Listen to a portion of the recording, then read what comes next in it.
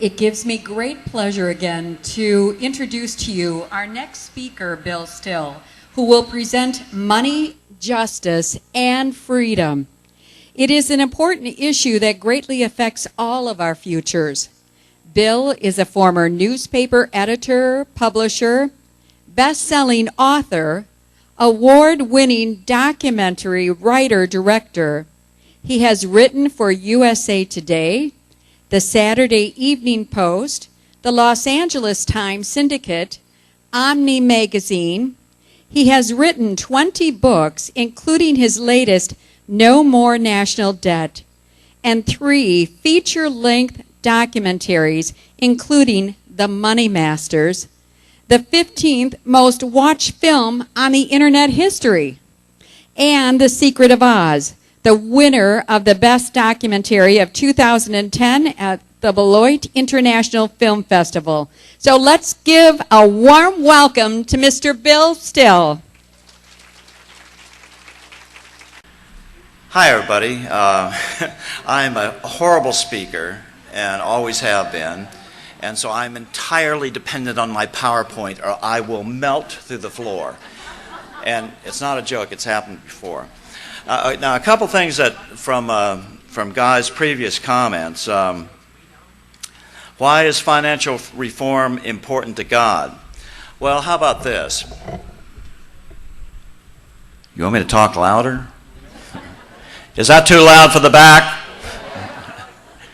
Because I can get really excited about this. I'll try to pull away. Okay, that's anyway, why is financial reform, monetary reform, important to God? Well, how about this? What I'm talking about is the leading cause of hunger, poverty, misery, and disease worldwide. I think that means it should be important to Christians. Why oppose the inevitable, you might say? And my answer to that is because we have an obligation to be watchmen on the wall. Watchmen and watchwomen on the wall. And if we don't fulfill that obligation, then the consequences fall on our heads. And so you guys are now going to understand the consequences as of tonight. Hate to put that on you, but that's the way it is. Okay, I'm deeply honored to have been invited to Chicago, and deeply honored to be speaking to Christians, especially Catholics, because Catholics always have been on the leading edge of education on the debt money issue. So I'd like to thank all of you for coming out tonight. I know you saw the video, or a video, of Victoria Grant's speech on monetary reform.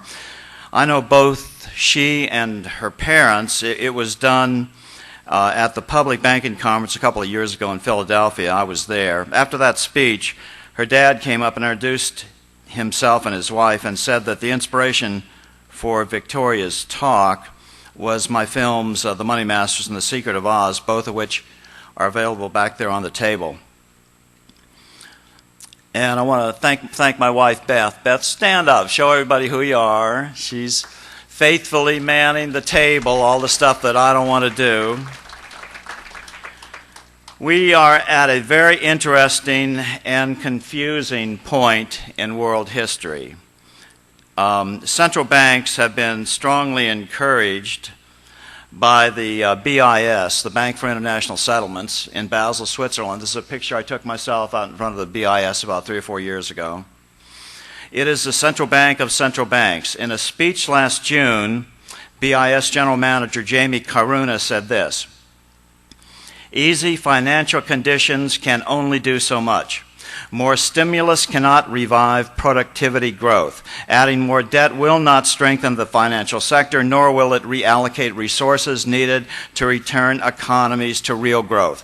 And that is the key. We don't have real growth here. We don't have a true economy. We have an economy that's bolstered up by nothing less than economic heroin of the last 3 or 4 years to the tune of about $4 trillion, and that's only keeping it relatively level. That cannot continue. That economic heroin will have to be withdrawn, and we're going to have to stand on our own 2 feet, and under the current conditions, that is an impossibility. Real growth, organic growth, not the artificial economic stimulus growth, is the only thing that has been propping up the American economy. The advanced economies, the red line, are now running sovereign debt to GDP ratios approaching 120% and growing at about 5% per year. Certainly, this is wildly unsustainable in itself. In fact, anything over 80% has been dubbed by the IMF, the International Monetary Fund, as a drag on economies, and anything over 90% has officially been dubbed by the IMF as unsustainable. And right now, I think the U.S. is at about 110% and growing at about 5% per year. So what's going to happen? No one can know specifically, but unprecedented money growth is adding to the unsustainability of the problem. Yes, you can make an economy look good this way, but it cannot last. As I said before, it's economic heroin, and we absolutely must pay the piper eventually for doing it this way. So that's why the BIS is telling nations to stop it. It's not working. It's a giant fake economy that is doomed to failure, global failure. This chart represents the growth of the United States national debt between 1900 and 2020. We're about where the blue line, the blue arrow is right now. Worst of all, these artificial debt money injections are just as addicting as heroin to our economic health. If it was taken away, our real economy would fall to levels we haven't seen in 50 years. Okay, that's the sum total of the bad news. Now, the good news. And just like I always told my kids and always said that I'd never write anything that did not provide hope. And so there is hope in this situation. So I'm going to talk less about the solutions to the debt money system than I usually do tonight. I'm going to talk in a little more general terms. We're going to look at 4 basic things you may not have considered in the past, but even when taken individually are very powerful in sustaining human freedom. The first thing is humankind's 2,500-year march towards freedom. When it started, what tends to work, and why. The second point is the negative effects of over-consolidation of power on national economic and political structures. The third point is a national debt. Is it effective? Is it necessary? And finally, the fourth point, the money creation power of a sovereign and why it is very important to maintain a sovereign's ability to create its own money without debt. What is the most important political development of the past 2,500 years of human history? I stressed political, not spiritual, because everyone here knows that the only truly enduring answers spring from the triune God we are all here to glorify this weekend. I've been tasked tonight to give you solutions to the biggest political problem, which I maintain is the debt money system. In fact, I believe that the debt money system is the leading cause of most of the world's hunger, poverty, misery, and, as I said before, disease. No one here would disagree that if this is the case, then certainly this is worthy of consideration by Christendom in general on the grounds of relief of human suffering alone. So back to my original question. What is the most important political development of the last 2,500 years of human history? It is certainly the development of self-governance, governance of the people, by the people, and for the people. Governing in the public interest instead of governance in the interest of a single person, single family, or a relatively small privileged group. In other words, now we got to try to see if this is going to work, hopefully. Freedom, freedom, freedom, freedom, freedom, freedom, freedom. That was, of course, American folk singer Richie Havens in 1969. People long for freedom so much that they sing about it. And the Irish have a song they sing that puts that in pubs lamenting that nation's loss of freedom. Our land that has never known freedom.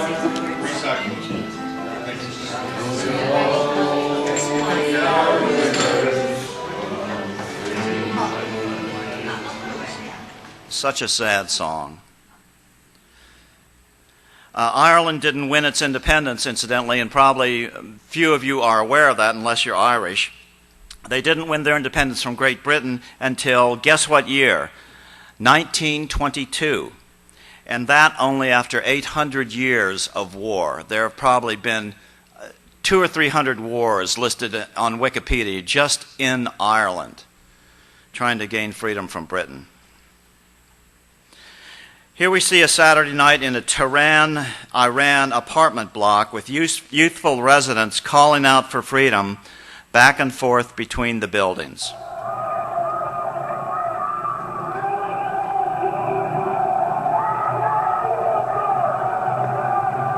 Magna dictator! Allahu Akbar! This is just your average Saturday night fare in Tehran. You probably don't realize it, but today 2/3 of the Iranian population is under 25. The vast majority of these young people want freedom and a Western lifestyle. Unfortunately, they have to deal with a tyrannical government, and I'm not sure exactly how they're going to break that. So what is this freedom that people would die to achieve for themselves and their families? It's characterized by, number one, an effective self-governance. Government should be the servant of the people, not the dictator manipulating the public. People should not fear their government. Instead, they should believe that they can have some influence over the decision-making process. Another of the many attributes of freedom is the rule of law. Government has to be perceived as being fair and ruled by fairly constructed laws, not run by individuals at their whims, and meant only to increase their political power. Citizens have to believe that this rule of law protects them rather than suppresses them, provides fair and equal justice for every citizen, and remember, it's either the rule of law or the law of the jungle. Those are literally the only two choices. No one in this room would voluntarily vote for their families to return to the law of the jungle. However, another view has guided the leading lights of the debt money system throughout history. Exactly 120 years ago, J.P. Morgan, the man more responsible for the rise of the debt money system to power than any other in American history, put it this way in a letter written in his own hand to his brother in 1895. I didn't make this up. You can all look it up. As a man of sense, I am a gold bug and support a gold bug government and a gold bug society. As a man of the world, I like confusion, anarchy, and war. Pretty heavy quote. I don't believe in a return to gold money should play any part in fixing our economy. Gold is the problem. It is not the solution. Gold is even easier to control by the richest people in the world than the current system.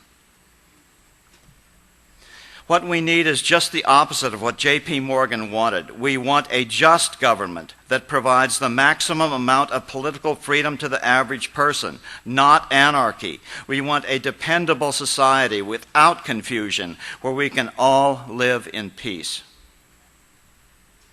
The third attribute of sustainable self-governance is so underrated: buy-in. This is sometimes called the social contract. We, the people, agree to give government some of our God-given powers to use fairly for the common good. Buy-in is critical to the political and economic sustainability of a nation. So, for a government to be sustainable, it must operate fairly, or the public will slowly turn against it. Without buy-in, government becomes overwhelmingly expensive, and that's what we're seeing today. So now let's look a little deeper into these three essential ingredients of human political freedom. It is impossible to put a date on the emergence of effective self-governance, but let's just say it started here, in ancient Greece with Solon the lawgiver. Solon was the leader of the city-state of Athens. He is known as the father of the Greek democracy. About 594, he issued the first constitution to settle long-standing conflict between nobles and the common people. The poor, along with their wives and children, were in slavery to the rich. All land was in the hands of a few. The existing set of laws had been issued by Draco. They were very harsh and favored the oligarchs of the time. To stabilize society, Solon decentralized political power and the money power. He knew that in order for society to be successful, the commoners had to have some power, some money, and some hope. That is buy-in, in order to create an incentive-driven society. And allowed anyone, Solon overturned the draconian laws. He abolished slavery. He allowed anyone to serve in the legislature. He was the first to allow commoners to sit on juries. To improve the money supply for the commoners, he ordered forgiveness of interest debt for mortgages once the principal was repaid. And of course, the very term mortgage means death pledge. He doubled the money supply by calling in all precious coins and having them recoined with only half the precious metal as before. Of course, in today's world, that's much easier to do. This reinvigorated the Athenian economy and brought on the golden age of Athens. Naturally, doubling the money supply curtailed imports, but boosted internal production and exports, just as it does in nations today. Typically, only the oligarchs lose out when protective tariffs are imposed. But in ancient Greece, they realized that this was a small price to pay for preventing the nation from falling into permanent chaos and lawlessness. The problem today is that the oligarchs know that if they wreck this country, they can jump on their jets and go somewhere else with relative ease. This type of mobility was not available in Solon's day. Consequently, Solon remained popular with all classes of society. As Nobel Prize winner Frederick Soddy would write in 1934, it was recognized in Athens and Sparta centuries before the birth of Christ that one of the most vital prerogatives of the state was the sole right to issue money. And by issuing money, I mean issuing money without debt. But of equal importance was another factor. Solon's reforms created a remarkable sense of civic duty, your country calling. And if most of the people who are my age or above can easily remember this in our parents' generation, and yet it's almost disappeared today. Solon's personal modesty served as a powerful example for the rich and powerful of Athens. Government was now being run in the public interest, not just to benefit a powerful plutocracy.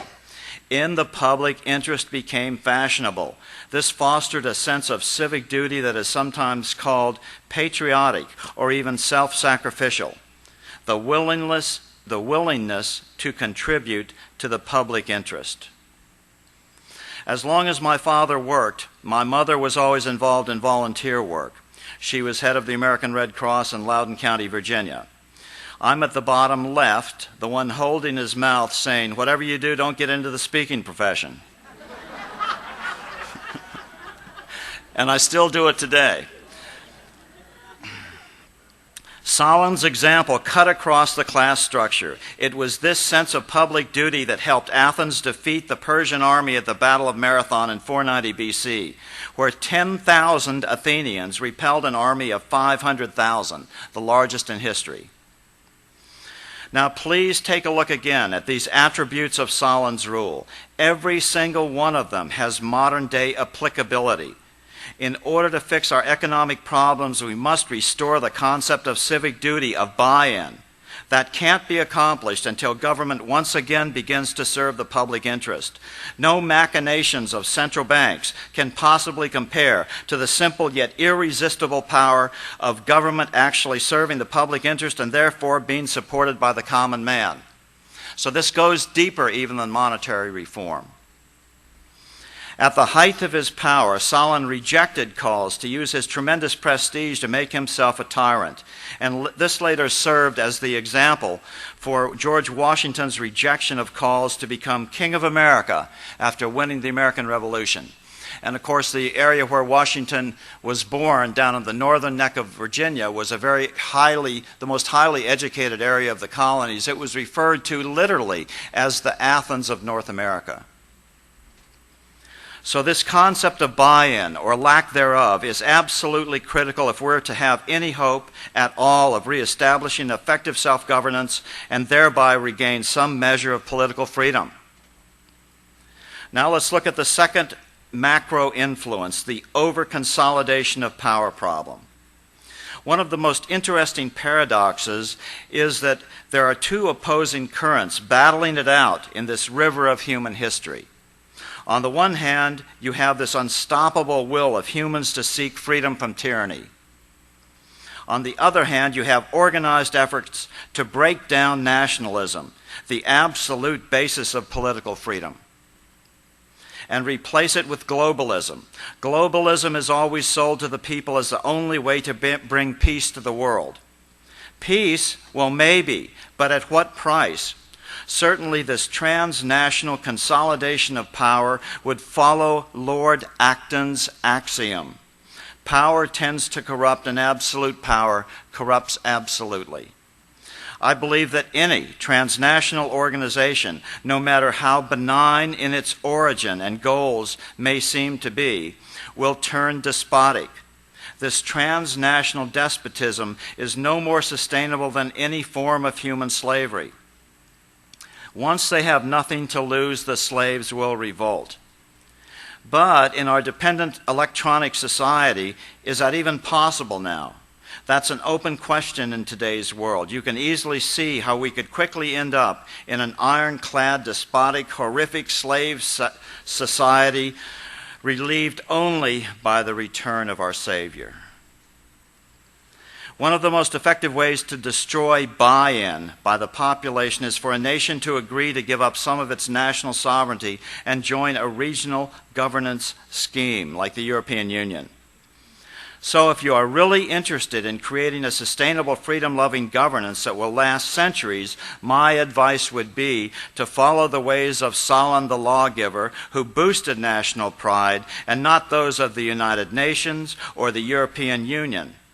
But the same goes for these new trade agreements President Obama is currently trying to ram through Congress, and that's happening right now, today, this week. One is called the Trans-Pacific Partnership, or TPP. The other is called the Transatlantic Free Trade Agreement, or TAFTA. Both were introduced in Congress recently, like within the last week.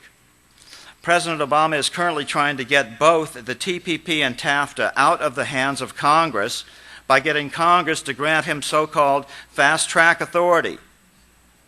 These trade agreements are end runs around national democratic governance. They literally attack the concept of national sovereignty, a gross overconsolidation of power. Why do people naturally rebel against them?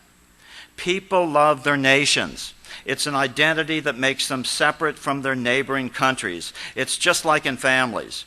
If you grew up in a family of 4 children like I did, everyone tries to find a separate identity. If the firstborn is a model child, for example, frequently the second will rebel against that identity to some extent, to try to become unique, a special human being. We all think we're special.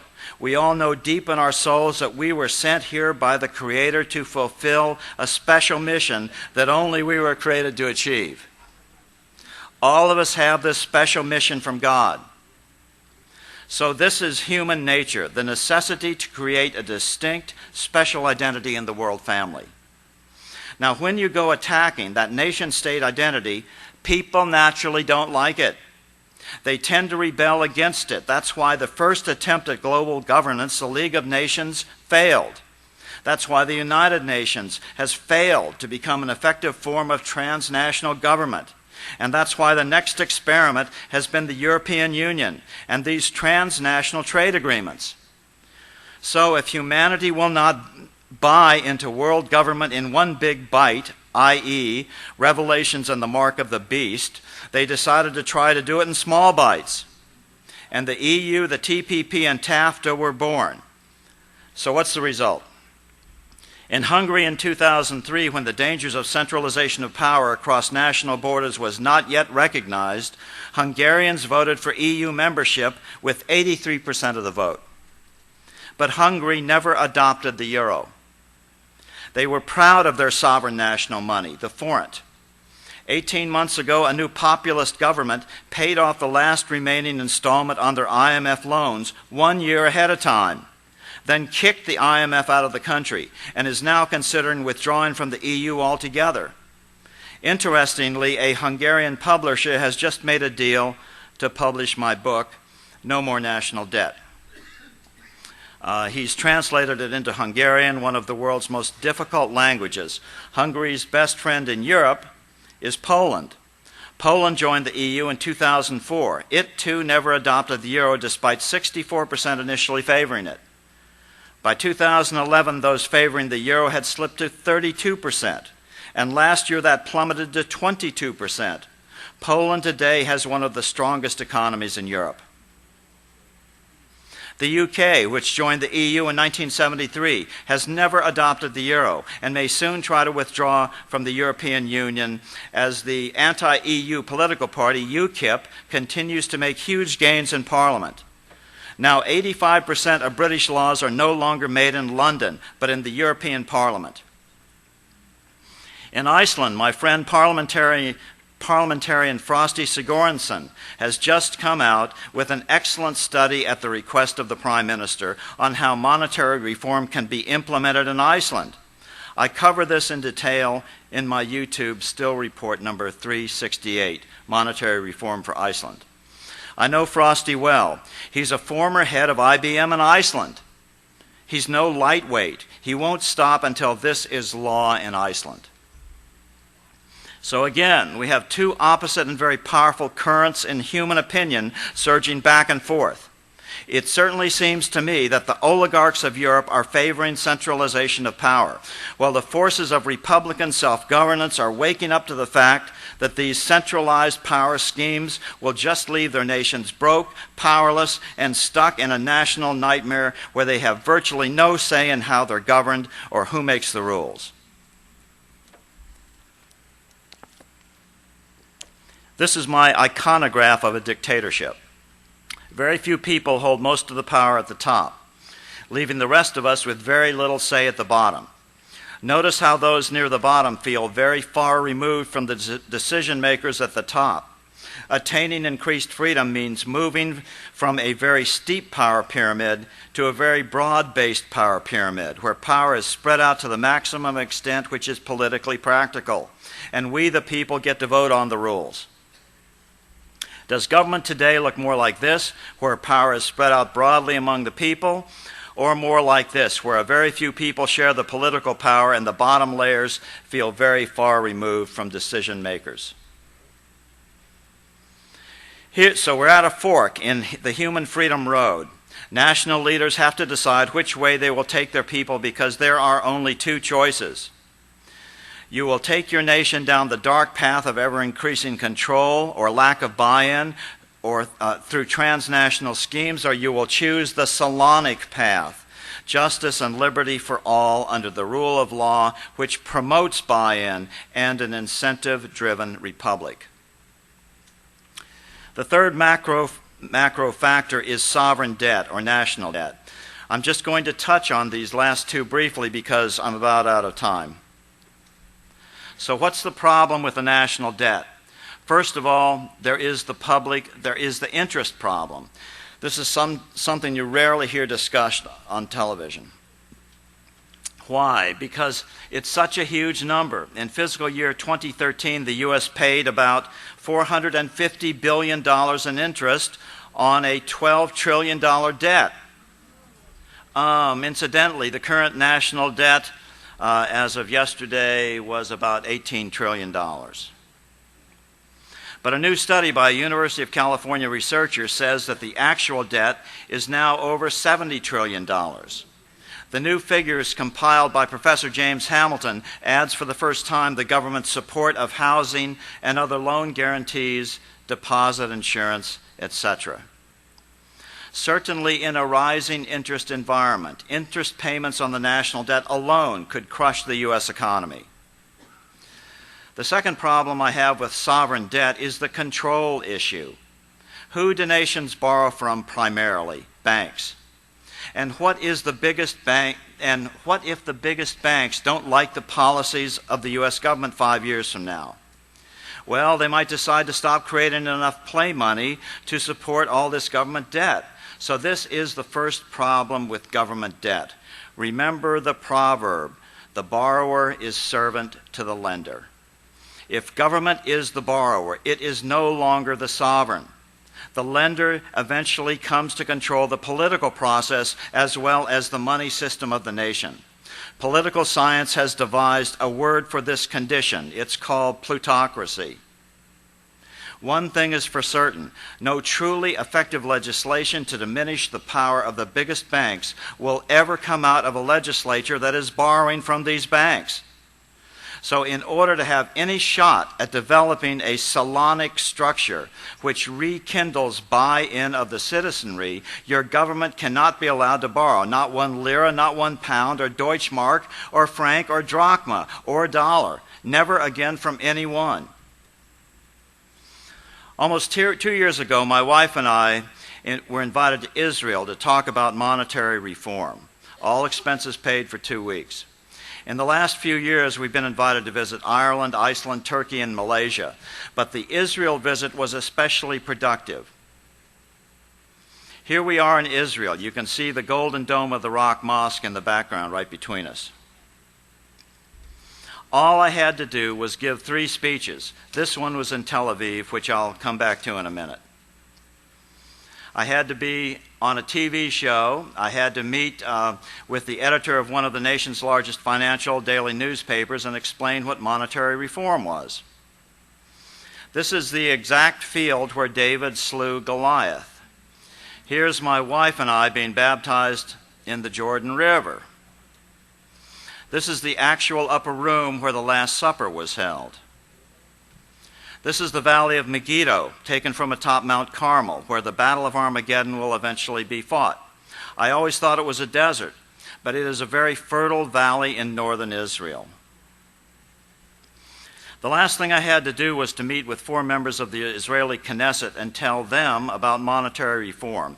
Here I am in front of the Knesset. This is the most important member of the Knesset I got to meet, Mr. Braverman, former World Bank official. This was the dining room of the Knesset. My badge on my chest is now on the back of my laptop. After this speech at the University of Tel Aviv, I met with an Israeli attorney who said he just had to talk to me before I left the country. He told me a fantastic story, and luckily I had my handheld video camera, and he agreed to retell the story on film. The reason I inserted this here is it shows exactly why banks must not be allowed to lend to governments or political parties. Let's see if I can get this to run now. Good evening, my name is Yair Olmert. I'm a lawyer. I'm the nephew of the former Prime Minister of Israel, Ehud Olmert, and I was the head of large law firm which served the bank system in Israel until 2002. Now Okay. I am on the other side, helping Bill doing his monetary reforms. Right. Okay, so I understand that you have, you know for a fact that the major political parties in Israel take major loans from banks. Yeah, of course. Most of the major parties in Israel, the most important, significant ones, take loans and are financed by the banks in a certain way, in a special way that helps the banks hold them short, I say, and get control of them. It's called on-call loans. So what we're talking about here are short-term notes that can be called in either 60 or 90 days. They aren't called as long as the parties are good, but if the parties are bad, there's always that threat. They can call in their loans immediately, and these loans are so large that it would completely bankrupt the party. Of course, the parties owe the bank something like 3 or 5 times their assets. Yeah.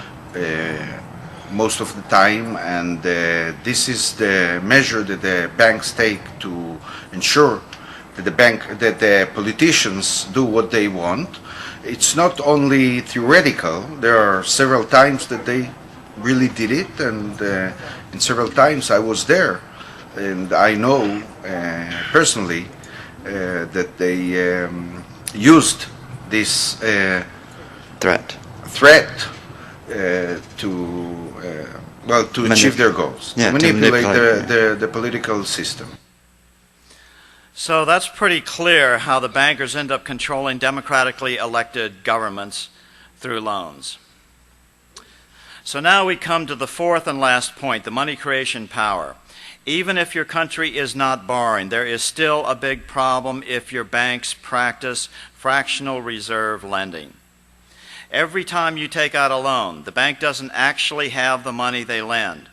Here's an example. When you take out a mortgage at closing, does the banker go into the vault and bring out a Santa Claus bag of $100 bills? No, he just makes an entry in your account with just a few clicks of the computer keys. They're supposed to keep a fraction of what they lend out, but as we found out during the 2008 congressional investigations, almost none of them did. The truth is that banks create the vast majority of the nation's money.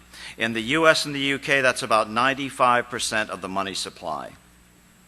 The truth is that the only American money that is created by the American government are the coins in your pocket.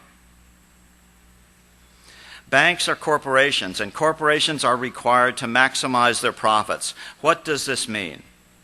It means the banks never will operate in the public interest. Never, ever, ever. It is impossible for them to operate in the public interest.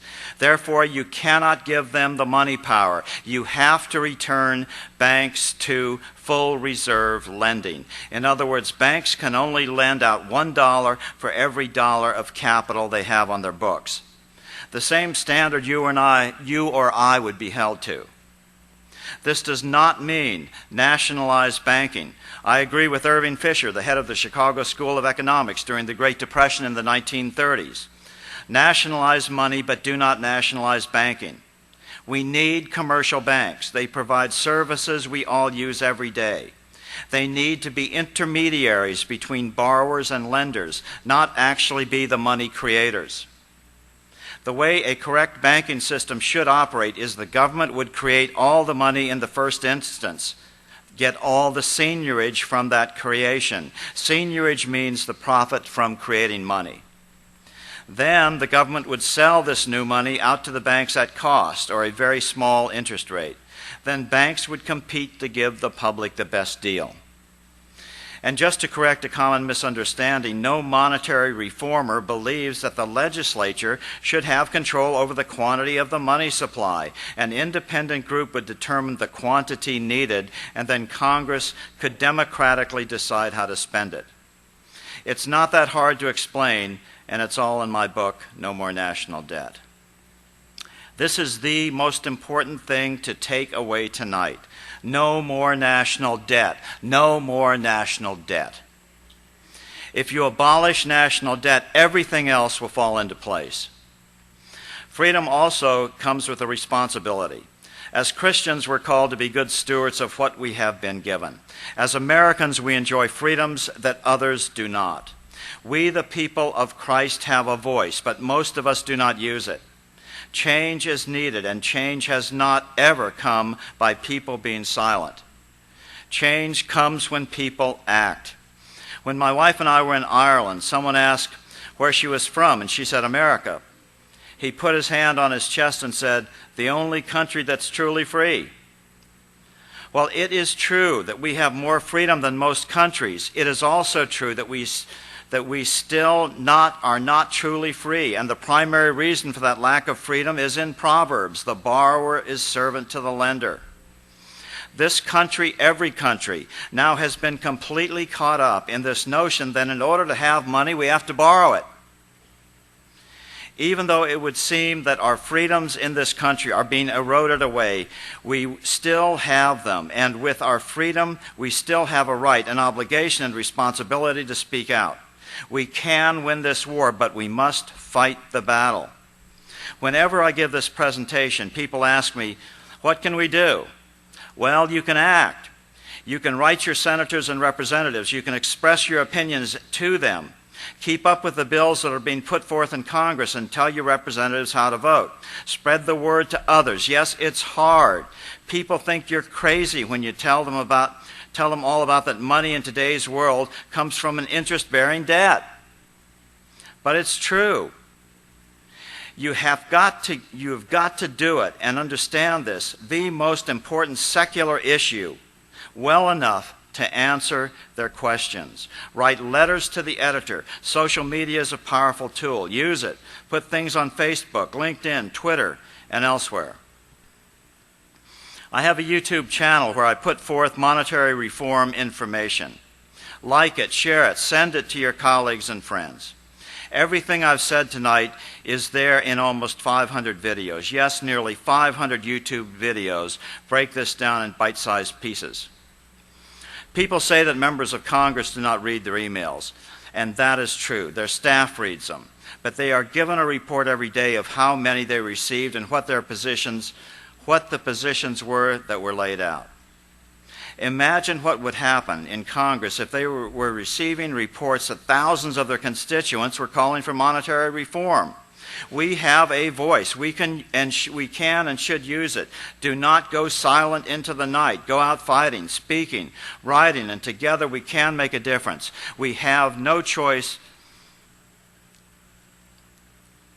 We have no other choice. Our children depend on it. All right.